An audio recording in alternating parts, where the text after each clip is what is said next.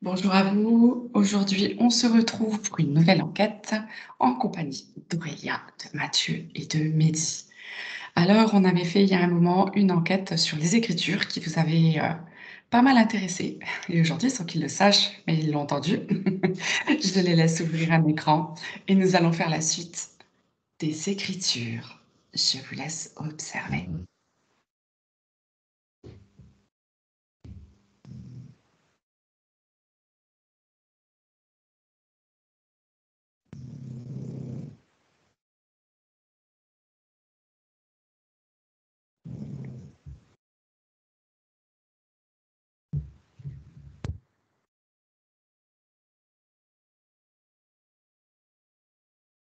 N'hésitez pas à prendre la parole dès que vous avez des informations.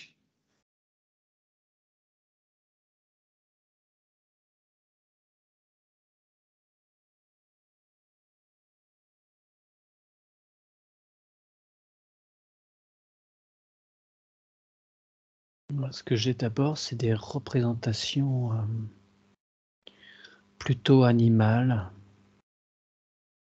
des dessins, si tu veux. Ouais, Et je vois que petit à petit, ça se simplifie. Les courbes, ça se stylise, on va dire. Et ça se simplifie petit à petit. d'accord. C'est marrant parce que tu vois, quand tu parles de ça, ça m'a donné l'image de formes d'animaux qui pouvaient dessiner dans les grottes. Hmm. Et c'était ça, ouais. Alors, c'est pas ce que je voyais, mais effectivement, oui, peut-être qu'il y a une origine commune, ouais.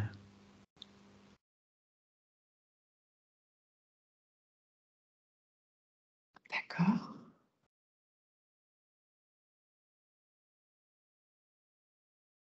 Aurélia, Je vois comme une plume qui, qui fait des formes un peu arrondies. Et c'est comme sur une feuille qui se déroule à l'infini. Et elle fait des arrondis sur cette plateforme. d'accord. Ok. Ah ouais, ça rejoint ce qu'on avait vu lors de la première exploration, c'est que à travers la plume, on voyait en fait qu'il y avait vraiment cette énergie de création qui traversait. Hein, Mehdi avait observé en fait Mm. ce schéma. Je te laisse continuer d'explorer. Mm. Mehdi. Alors moi, j'ai les hiéroglyphes. Et quand j'ai Ouais. demandé en fait pourquoi les hiéroglyphes, on m'a amené en fait sur le support, sur l'importance du support et le fait que la pierre soit un matériau vivant va donner vie aux écritures. Et en plus de ça, va conserver justement cette énergie et émettre cette énergie dans le temps. Et quand je demandais le papier, on me disait le papier, ça fonctionne aussi vu que c'est un matériau, enfin c'est à base de matériaux vivants, mais c'est moins durable. D'accord. Très intéressant. Je te laisse continuer d'observer.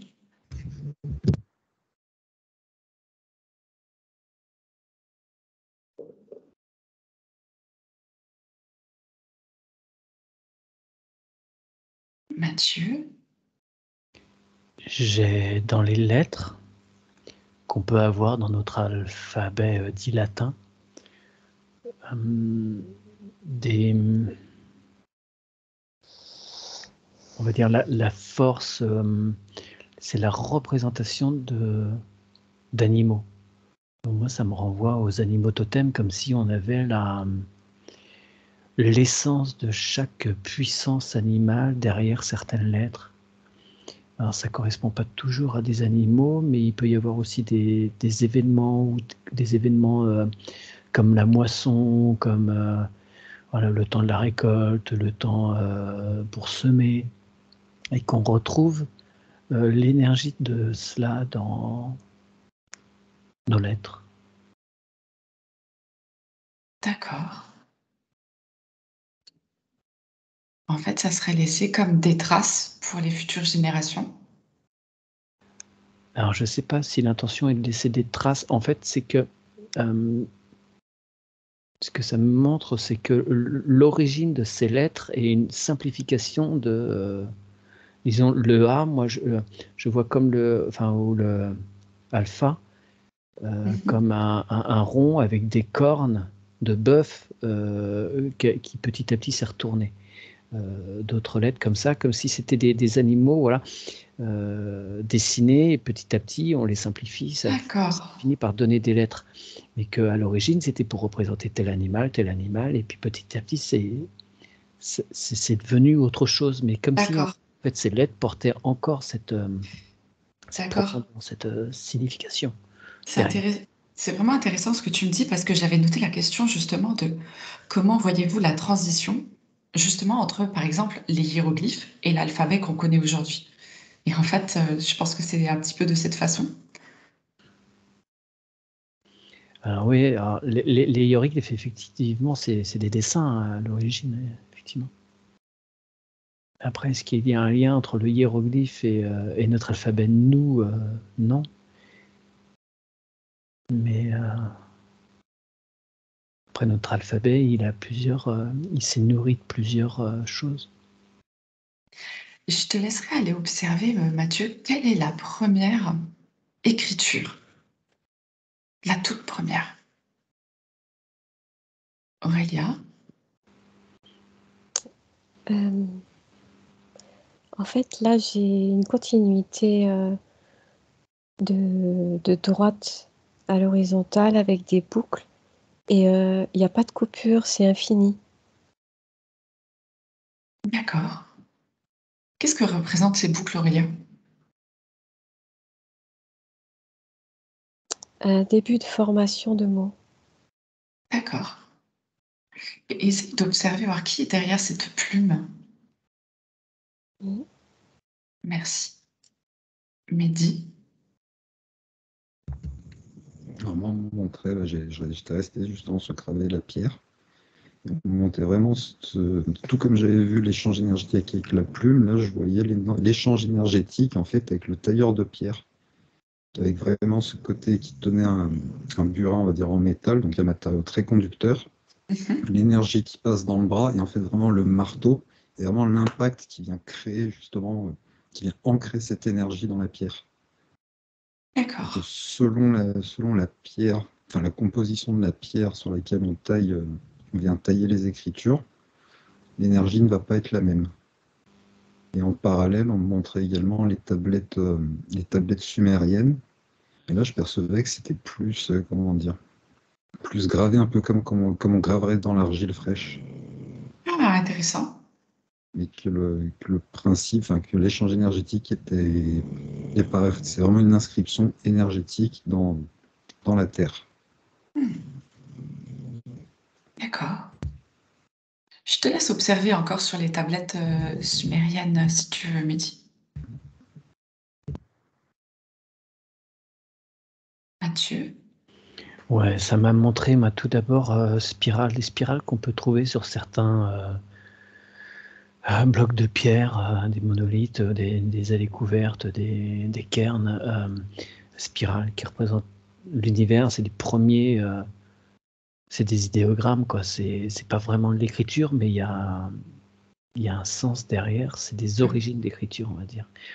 Et après, l'écriture proprement dite, j'ai eu deux systèmes qui se sont mis en parallèle. Le premier, Mehdi parlait un peu des Sumériens, c'est les tablettes, effectivement, où on voit des encoches comme ça, Mhm. et des encoches qui petit à petit se mettent les unes dans les autres, et ça fait des sons différents, enfin des explications, oui, il y a des significations différentes derrière. Et en parallèle de ça, j'avais une écriture qui me semblait plutôt sud-américaine, enfin, je sais pas ce que c'est, mu, un K, je sais pas. C'est plutôt des points, et de temps en temps, il y a des traits en dessous. Ah, d'accord. Je vois ça plutôt comme un système de calcul, parce qu'à côté, je vois des images. Enfin, je vois des dessins, comme si ça se complétait. Mhm. Et ça me renvoie, maintenant ça apparaît, ce qu'on appelle les quipous, qui sont beaucoup plus perfectionnés qu'on ne pourrait penser de prime abord. D'accord.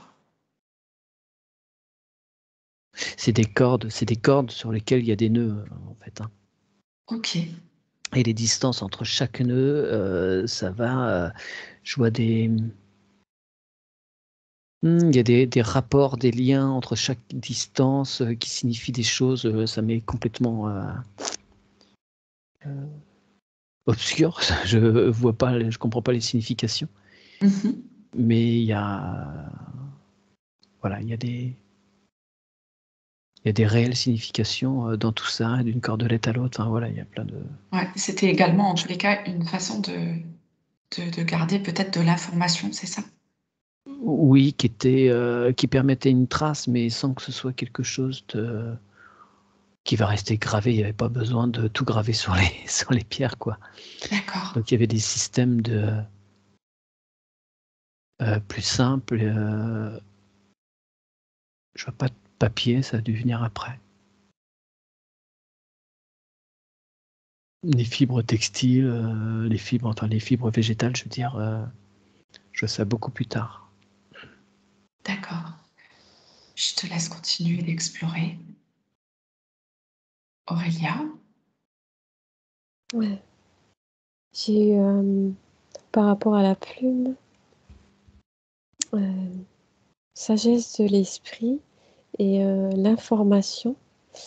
Et ensuite, en fait, quand la plume, elle commence à écrire, on va dire ça, elle ne Ouais. s'arrête plus, en fait. Il n'y a pas de coupure et tout est entremêlé, mais ça fait des belles lignes de haut en bas avec des petites boucles. J'ai On dirait que c'est presque, heu, fréquentiel parce que je trouve que c'est très harmonieux, c'est très apaisant et en fait l'information, s'introduit comme ça par D'accord. les va-et-vient de cette plume, bon c'est un langage que je comprends pas du tout, hein, mais c'était les peuples premiers qui écrivaient comme ça. À la base, c'était fréquentiel. D'accord. D'accord. Merci Aurélia. J'aimerais que tu ailles explorer, par exemple, tu pourrais voir, prendre une personne au hasard qui serait en train de faire des dessins. Des Mmh, dessins, d'accord. voilà, je te laisse observer. Mehdi? Alors moi, je rejoins Aurélien, parce que quand je demandais à voir ces tablettes sumériennes, en fait, depuis, j'ai les mains qui vibrent, et j'avais vraiment l'information, c'est vraiment une information énergétique, c'est vraiment la fréquentielle. C'est D'accord. presque, là, ce que j'avais comme info, c'était presque, ça se lit, ça pourrait être interprété un peu comme du braille énergétique. C'est limite, on n'a pas besoin de Ouais. voir les traits, il y a juste à poser la main dessus, et on a l'information. Ah, d'accord. Donc, Alors c'est marrant parce que l'aspect visuel n'avait pas d'importance, enfin, avait beaucoup moins d'importance que celui qu'on lui accorde aujourd'hui. d'accord. Alors c'est marrant parce qu'avec la plume, j'avais la sensation que on pouvait envoyer comme des messages dans l'air. Après, on avait aussi cette écriture sur la pierre ou sur la terre, l'argile. Est-ce que ce sont des moyens, en fait, à quelque part euh, différents, comme les quatre éléments, pour envoyer des messages? Je te laisse un peu explorer cette piste si tu veux, Mehdi. Mathieu?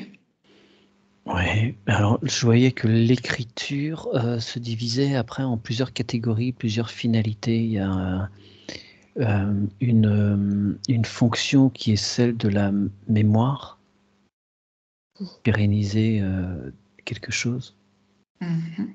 du domaine de l'histoire. Il y avait quelque chose de simplement administratif, de gestion. Et il y a celle aussi d'enseignement. Alors, C'est assez proche de celle de la mémoire, mais dans le côté mémoire, il y a aussi les notions aussi de religion, enfin, tout ça, ça vient se mélanger, mais il y a je voyais plusieurs divisions. Et après, j'ai eu mon oreille qui a été attirée par ce que disait Mehdi par rapport aux vibrations. Et en fait, ça me remettait un rapprochement par rapport à ce que je disais par rapport aux animaux. Et comme s'il y avait des symboliques, des forces derrière, des vibrations. On sait que certains dessins vont faire une onde de forme, certains symboles vont avoir une certaine puissance, vont créer certains égrégores. Et c'est comme si on mettait tel symbole à côté de tel symbole, ça va faire des mélanges et donner une information effectivement vibratoire. D'accord. On mélange tout ça et pour avoir le résultat voulu. D'accord.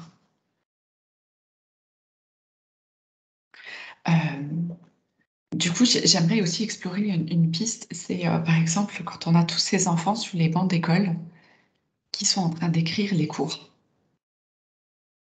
Est-ce que tu pourrais aller observer un petit peu ce qui se passe au niveau énergétique pendant ces moments-là? Merci. Aurélia? Alors là, j'avais un petit garçon, un petit peu accoudé sur sa feuille et il dessinait des ronds, des lignes. Il était détendu, apaisé. Et après, on m'a montré le même petit garçon où il fait des gribouillis très forts sur sa feuille. Ah, donc le premier, en fait, c'est sa mémoire de l'esprit qui retranscrit. Mhm. Et le deuxième, c'est quand il fait ses gribouillis, c'est qu'il est interféré. D'accord. Il est interféré par ses émotions ou interféré de quelle façon il est interféré dans ce que tu perçois? C'est comme si on lui avait pris son énergie D'accord. pour le couper de sa retransmission, euh, euh,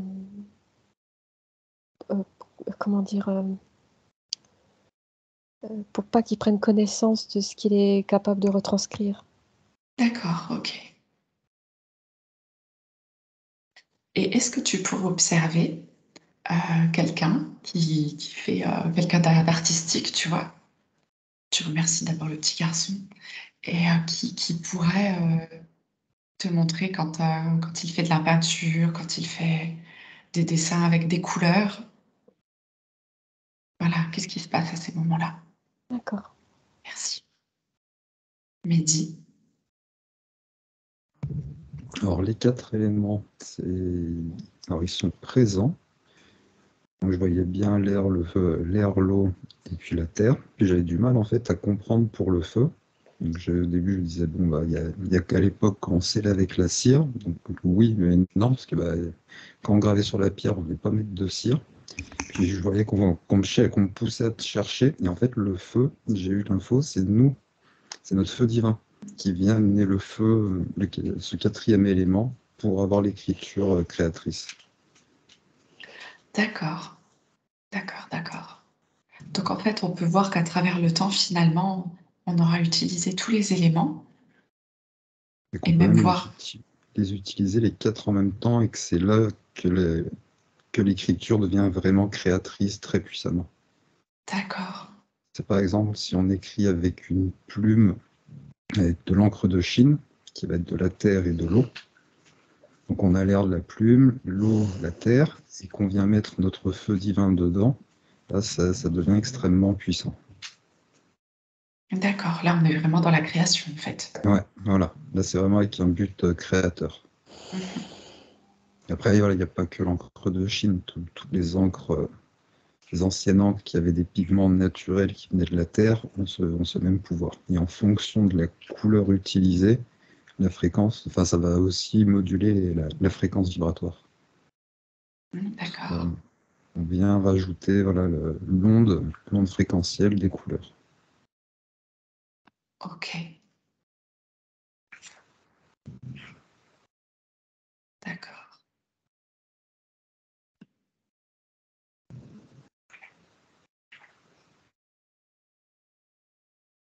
Là, on me montre un scribe enfin, un moine dans un monastère qui vraiment utilisait voilà, des vieilles encres naturelles avec vraiment ce côté capter le divin pour venir le rendre créateur sur le papier, dans la matière.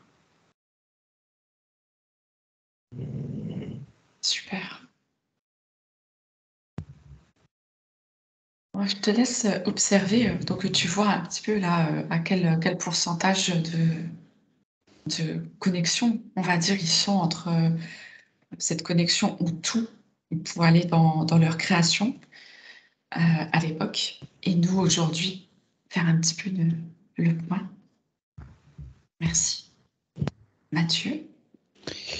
Ouais, alors tu me demandais d'aller voir les bancs de l'école. Alors il se trouve, vois-tu, que c'est les vacances et que par conséquent j'ai du bruit à côté et que j'ai du mal à rentrer dans le sujet.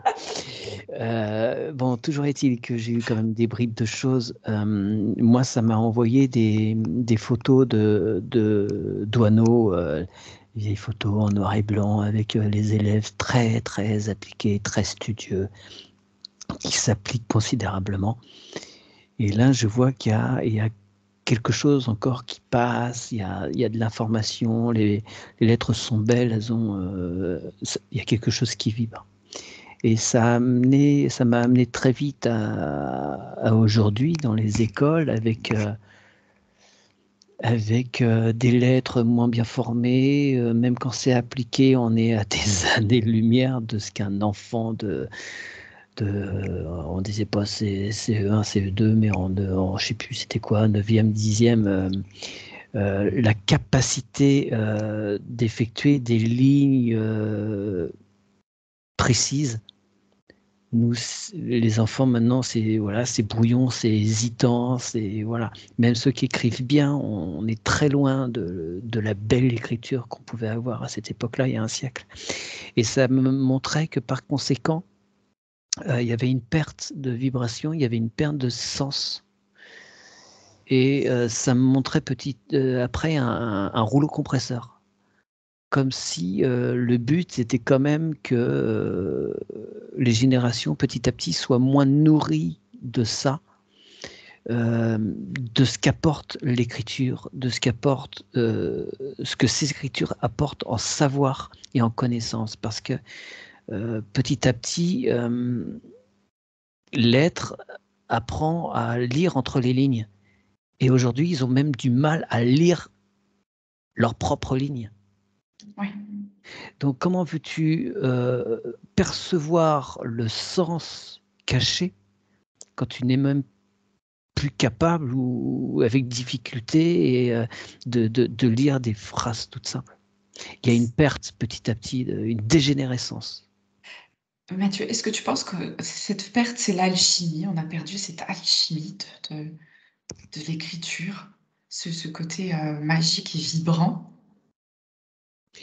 Oui. originel, carrément, ouais. J'aurais pas dit alchimie, c'est pas le terme qui me serait venu, mais pourquoi pas? C'est effectivement, on cherche à faire perdre le sens.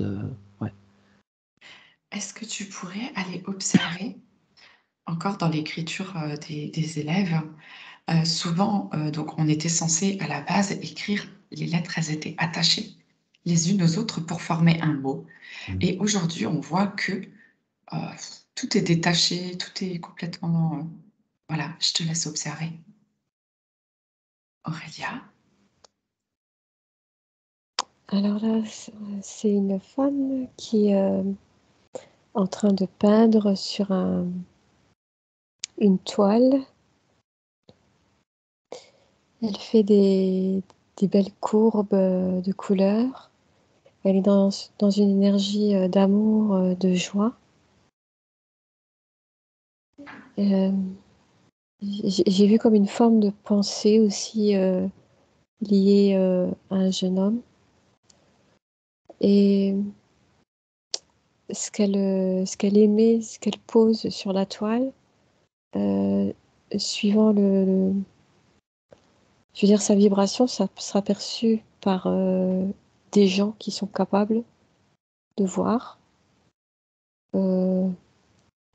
Au-delà comment dire, au-delà de la peinture qui est posée dessus, c'est comme une euh,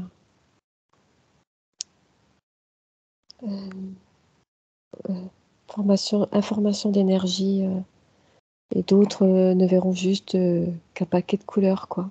D'accord. Certains pourront capter la vibration, en fait, Oui, de son art. oui. D'accord. Est-ce que tu pourrais observer un enfant qui fait des jolis dessins avec des crayons de couleur? Un enfant, un adolescent, je te laisse le choix. Merci. Mehdi. Oui, alors moi, je regardais justement un beau livre enluminé, et il y avait vraiment ce côté lumineux qui se dégageait du livre. Et en parallèle, on disait, voilà, c'était des personnes qui faisaient ça avec foi et en pleine conscience. Parce que la moindre erreur, il fallait tout recommencer. Alors qu'aujourd'hui, ben, on écrit sans conscience, parce que bon, le peu qu'on écrit, ça va être ou les jeunes à l'école, et du coup, bon, bah, il y en a beaucoup qui le font plus par obligation ou par plaisir. Et puis on a ce côté, ben, les encres effaçables ou le correcteur blanco, ou même les ratures. C'est-à-dire que si on fait une faute, bon, bah, c'est pas grave, on fait un gribouillis, on réécrit à côté, on a un coup de surligneur, enfin de blanco, de correcteur, on efface à l'effaceur et on recommence. Du coup, on n'a plus cette obligation de concentration, de conscience quand on le fait.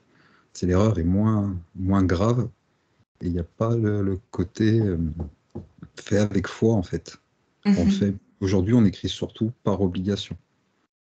Très peu de Oui. gens vont écrire par plaisir. Bon, il y en a encore, mais très très peu. Et même ceux qui vont écrire par plaisir vont peut-être plus se tourner sur des supports numériques que sur de l'écriture à la main. Et du coup, Mais il n'y a du coup, plus cette transmission vraiment en conscience, quoi. ouais, cette rigueur, en fait, ouais. Ouais. Cette obligation de rigueur, parce que bon, bah, à la moindre faute, voilà, quoi, on recommence tout. Et vu le nombre d'heures qui passaient sur chaque page pour vraiment que tout soit parfait, c'est pas qu'ils ne pouvaient pas se permettre, mais presque. Ouais. Si Eh ben, aujourd'hui, à chaque cahier rare, il fallait réécrire quasiment tout le cahier depuis le début pour corriger une seule erreur, les gens feraient beaucoup moins d'erreurs. c'est sûr. Est-ce que tu pourrais aller observer justement que tu as commencé à parler du numérique? Voilà, des écritures sur numérique, en fait. Mathieu? Oui. Alors, je suis reparti du début où les symboles étaient détachés les uns des autres. Quand ça s'est mis à former ce qu'on pourrait appeler des lettres, c'était séparé. Ouais. Et on voit après, par exemple, les Égyptiens, ils allaient pour les noms, pour que ça ressorte du reste, ils les entouraient, là, je ne sais plus comment on appelait Ah, ça, des ces pointeurs, cartouches. des cartouches, voilà, c'est ça, des cartouches, Ouais. voilà, pour englober. Et je vois que petit à petit, il y avait d'autres systèmes entre 2 points ou entre 2 traits ou des encadrés, enfin bref. Et je vois que petit à petit, ils ont aligné les lettres, ils les ont fait se relier pour des raisons de simplification, de compréhension. Après, il y a toute la syntaxe qui est venue après, c'est autre chose, pour améliorer la compréhension, toujours. Mais donc je ne vois pas, d'un premier abord, je ne voyais pas forcément quelque chose entre l'attaché et le pas attaché, forcément de différence. Et après, en mettant des lettres, nous maintenant, des écrits attachés d'une écriture et pas attachés, j'ai mis d'abord sur les machines à écrire, ça faisait déjà ça. Et après, truc imprimé avec les lettres bien séparées. Quand je regarde une écriture qui est attachée, j'ai mon cœur qui vibre. Quand je regarde une feuille avec des écritures non attachées, ça ne vibre plus. Ok. Parce que derrière, j'imagine qu'il y a, voilà, il y a des 2 lettres qui nous posent des problèmes en ce moment, qui qui sont derrière et qui peut-être s'incrustent, tu vois. Il y a ça en filigrane, j'ai l'impression, derrière. D'accord. Très intéressant. Je vais te laisser sur ce fil conducteur Mm. et je te demande d'observer, par exemple, sur une écriture attachée, du coup, parce que peut-être que ça sera plus parlant, les fautes d'orthographe, de quelque nature que ce soit, pour voir un peu la vibration. Est-ce que l'orthographe existe réellement? Est-elle réellement, a-t-elle une réelle importance dans la vibration des mots? Merci. Aurélia? Là, j'ai eu un petit garçon, il est assis par terre sur un tapis, il prend ses pots à crayons, tous ses crayons sont très bien taillés et il se laisse guider par les couleurs qui l'intéressent et juste le plaisir de crayonner sans savoir quoi faire ces jolies couleurs. C'est comme une distraction apaisante et j'ai rien d'autre.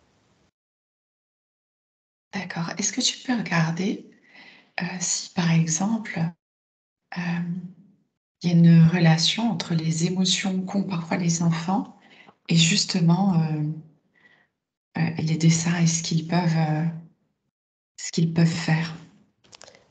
Tu vois, là, j'ai oui et non parce que c'est parfois incité pour arranger la personne qui demande.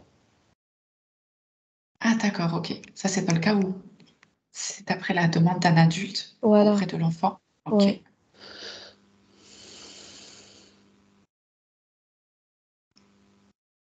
Et je vois qu'à l'école, c'est par exemple les dessins, les cours de dessin, euh, c'est aussi trop enfermant.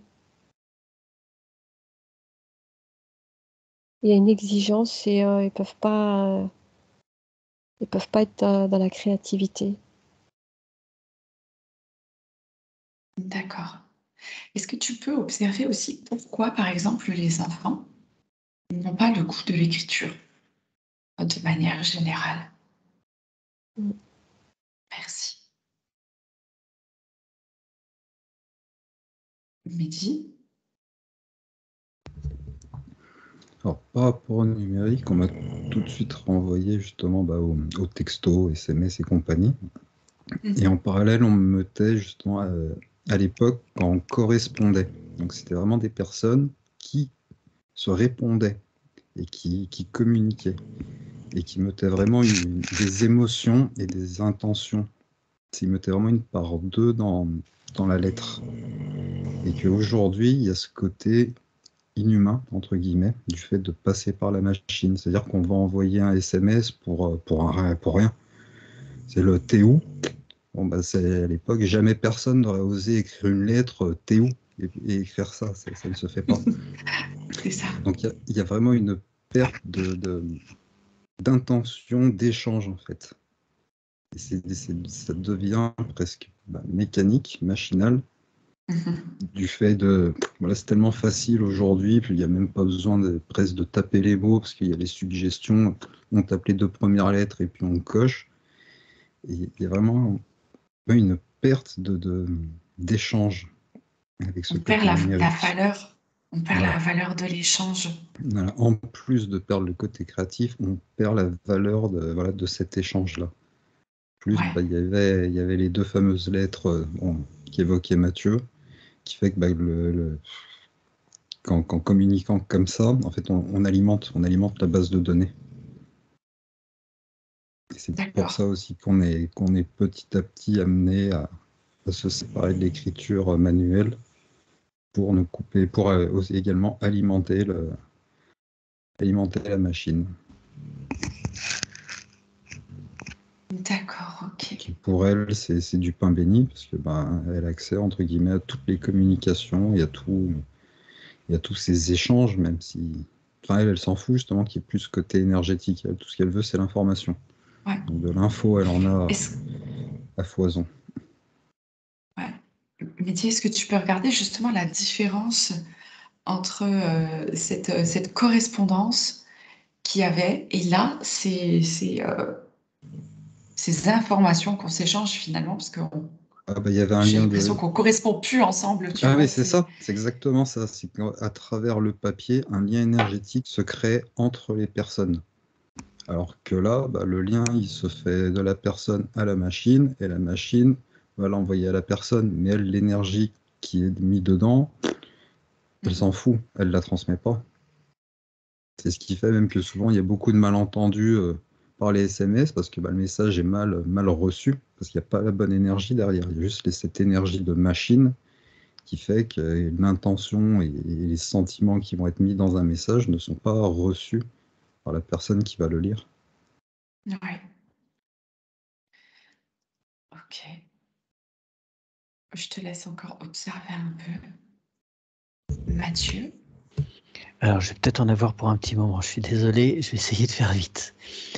Vas-y, prends ton temps. Alors, les fautes d'orthographe. Les fautes d'orthographe, certes, il y a des modifications, mais qui semblent relativement faibles. C'est plus la sonorité, visiblement, qui importe.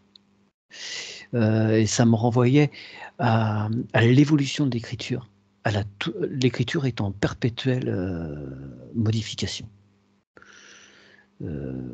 Et les mots, hein, eux aussi, moi, j'adore l'étymologie et c'est rigolo quand on voit comment les choses évoluent et leur signification de départ et ce qu'elles deviennent aujourd'hui. Voilà, il y a une évolution perpétuelle. Après, il y a des choix qui sont faits de simplification, même par nos chers académiciens, qui sont pourtant assez conservateurs. Il y a de temps en temps, ils vont accepter certaines choses. Par exemple, moi, ça me ramenait... par exemple, le terme... Ça a un tout petit peu coupé, Mathieu. Ah, Excuse-moi, ouais, je t'ai il y pas a une entendu. simplification, même par l'Académie française qui va petit à petit aller dans un courant de simplification, même si ce sont des puristes, petit à petit eux aussi simplifient, parce qu'ils voient bien qu'il y a une évolution de la société qui se limite de plus en plus. Je vais y revenir. Et ça me ramenait à différents termes, comme par exemple solutionner. Ça, c'est quelque chose, il y a 10 ans, qui n'existait pas dans le DICO. Ouais. Au bout d'un moment, les académiciens se sont dit, bon, allez, on va mettre solutionner, ça va simplifier, ça va aider beaucoup parce que ça rentre dans le langage courant. Moi, je ne l'emploie pas. Il y a le terme de résoudre. J'ai toujours utilisé Exact. résoudre. Et, mais sauf que c'est un des 3 verbes qui est compliqué à conjuguer avec absoudre et dissoudre. Et par mesure de simplification, toc, toc, toc, on va rajouter solutionner qui est employé plus couramment. Bref. Et ça m'amenait aussi à la simplification du langage sur, par exemple, le du coup, qui m'enquiquine particulièrement, parce qu'on a une quinzaine de termes qui disparaissent au seul profit du coup. Et il y a une intention, alors je ne sais pas si elle est dirigée, contrôlée, peu importe, mais on va simplifier le langage et ça va amener une frustration. C'est-à-dire que je voyais des gens qui, par défaut de langage, vont ne plus être en mesure d'exprimer la complexité de leurs émotions. Et que ne pouvant pas exprimer ces émotions de façon claire et précise, il y a une frustration, quelque chose qui reste à l'intérieur. Et on sait ce que deviennent des émotions non exprimées. Ça donne des calcifications, des choses qui restent à l'intérieur, et qui déclenchent des émotions, entre autres, des émotions, des pathologies. Ouais. Il y a quelque chose voilà, là-dedans, derrière tout ça. J'ai vu plein d'autres trucs, mais voilà, c'est ce qui me semblait le plus important. Les fautes d'orthographe, alors ouais, c'est pas dramatique. Pourtant, moi, je suis nul en orthographe, mais j'ai appris à faire très très très attention. Et puis bon, je suis membre de la SACD, les auteurs-compositeurs dramatiques, donc il faut que je fasse un minimum d'efforts quand j'écris quand même. Ça fait partie de mon boulot. Et donc voilà, je fais attention, mais il y a une évolution. Enfin, le langage est une modification permanente. Si on empêche le langage de vivre, il finit par mourir tout simplement. Et c'est vrai qu'on appelle ça la langue vivante en plus. Oui, voilà, de toute Hein, façon. et on est petit à petit, on la laisse se mourir parce que du coup, on n'utilise pas toute cette gamme, tous ces merveilleux mots Ouais, qui, ouais. qui existent et qui ont tant de pouvoir. C'est vrai que Mais alors, c'est dommage. cela dit, je sens quand même qu'il y a, et puis on le voit bien dans ce qu'on peut expérimenter sur d'autres niveaux de conscience, que le langage de toute façon disparaît. Plus on évolue spirituellement, entre guillemets, moins les mots ont de nécessité, puisque tout passe par l'information du cœur. Voilà, c'est ça. Plus un langage télépathique qu'un langage formulé. Ouais. Ok. Je vais me retourner vers Aurélia. Merci Mathieu. Alors Aurélia. Alors, je voyais des élèves sur des bancs d'école de face Ouais. et comment dire, en fait, ils sont déjà comme un peu en contrariété parce que on leur impose. Ah oui, c'est ça, j'avais oublié un peu le fil. L'école leur colle une forme de langage qui est inappropriée. Elle ne respecte pas le langage originel premier. Donc ça crée un inconfort, une frustration comme ça, où il n'y a pas d'aisance. D'accord.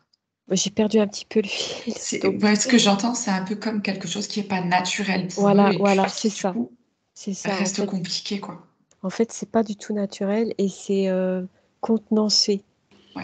Et ça rejoint ce que disait aussi Mathieu, dans le sens que ben, c'est travailler dans le sens où ça crée des pathologies. Tu vois, parce D'accord. que c'est compressé, c'est pas dans la créativité en fait. Tout à fait. C'est ça, c'est dans l'obligation. Voilà, Ouais. voilà. Ok. Donc, j'avais cette dernière question globale. Est-ce que l'écriture va finir par continuer dans le temps? Et Mathieu a déjà répondu à moitié. Désolé. Je vous laisse, non, pas du tout, au contraire. Je vous laisse un peu explorer tous les trois cette question, en fait. Bah, juste mon tard, je sais plus c'était quoi la question, mais on m'a envoyé sur les cinq sens en fait, qu'à l'époque quand on écrivait, ça mettait vraiment en activation les cinq sens. Ah Donc, il y avait ouais, vraiment le toucher avec le choix du papier. Parce que bon, aujourd'hui, on a écrit sur du papier, des feuilles pour les imprimantes et compagnie, mais à l'époque, le papier avait une texture, enfin, c'était pas le papier d'aujourd'hui. c'est Il y Un avait ça. vraiment grain. ce côté, tout, voilà, il y avait le grain du papier, donc il y avait vraiment ce Ouais, côté touché. Et puis du coup, bah, la plume ou le stylo faisait du bruit quand on écrivait dessus. ouais.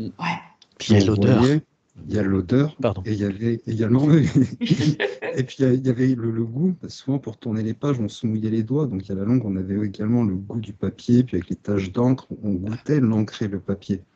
Ouais, ouais, ouais, tout à fait. Et Tout à aujourd'hui, fait. il n'y a plus tout ça. Ouais. Et puis, ce choix aussi, enfin, moi, je me souviens quand j'étais petite, pour les petites correspondances que j'ai pu faire en partant en vacances, c'était aussi choisir ces petites La carte lettres postale, décorées, l'enveloppe. voilà, qui correspondaient avec l'enveloppe. Et déjà, on s'y voyait, on se faisait une joie, au final, d'écrire quelques mots pour voilà, établir cette correspondance. C'était tout un voyage. Ah, Ouais. c'est ça, c'est ça. Le choix du timbre, lécher la colle de l'enveloppe, la colle du timbre, Ouais. ça avait un goût, quoi. C'était Oui, et c'était vivant. vraiment faire voyager ces mots, en fait, hein. Ouais, On mettait vraiment une partie de nous dans cette lettre, enfin, dans cette correspondance. ouais, complètement, complètement.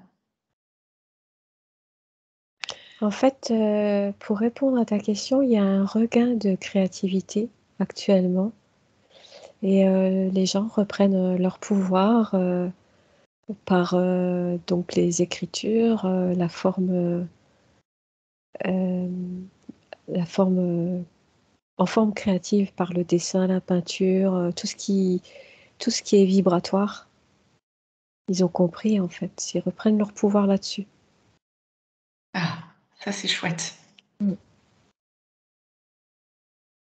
Est-ce que vous avez d'autres informations?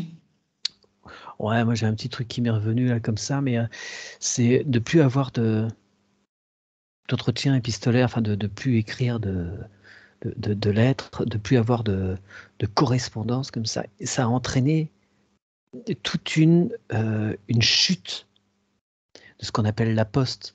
C'est bête, hein, mais tout ça, c'est... on se dit, c'est pas très grave, on va envoyer des mails, mais il y a un impact derrière économique, un appauvrissement. On paye plus de timbres, donc il n'y a plus de facteurs. Mais maintenant, ils sont en train de dire que les facteurs passeraient plus tous les jours. Donc, voilà, c'est une incidence qui est énorme et c'est un appauvrissement de nos services publics, non seulement de notre langage petit à petit, Ouais, mais des services publics et de quelque chose, d'une sorte de mutualisation des choses. Non, maintenant, c'est si tu peux payer, bah, tu vas envoyer ton colis, ton machin, mais tout va vers l'appauvrissement. Et comme dit ouais, Aurélia, je pense qu'il y a un moment où il y a un sursaut de quelque chose, des prises de conscience où, waouh, non, attends, waouh, on va revenir aux choses concrètes, matérielles. ouais. La simplicité. Prévoyez des pigeons dans les temps à venir. Parce que les mails, Mais ça va être oui, compliqué. c'est intéressant, le pigeon voyageur également qui apportait les lettres. Ouais. Ah oui. Ou un hibou, hein, on peut faire version magie aussi. Voilà. Est-ce que vous avez d'autres choses pour finir cette enquête? Moi, on m'a envoyé sur la peinture, mais je pense qu'en soi, c'est une autre enquête. D'accord, ok, ça marche. En tout cas, je vous remercie beaucoup. N'hésitez pas de mettre des petits pouces bleus, de vous abonner sur nos différentes chaînes. En tous les cas, je vous remercie. Au revoir. Salut, salut. Au revoir. Au revoir.